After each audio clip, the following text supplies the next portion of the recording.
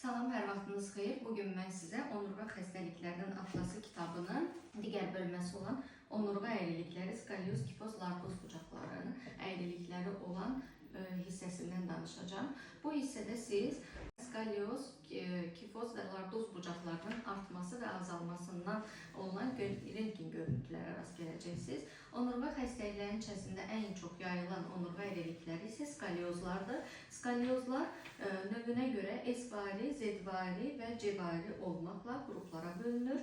İnfantil, yuvenil, adolesan yaş qruplarına bölünür ki, siz də onları burada rahatlıqla izləyə və bucaqlarına baxıb dəqiq diaqnozla eyniləşdirə bilərsiniz. Bundan başqa siz burada servikotorakal, tarakolumbar, Z-vari, C-vari, S-vari skalyozlara hər yaş görüntülərində izləyəcəksiniz. Boyun lardozlarının düzləşməsi, fel lardozunun dərinləşməsi, kifoz bucağının artması, Sherman-Maui kifozunu, bucaqların dəyişikliyi, struktur və non-struktur olmaqla iki yerə bölünməsi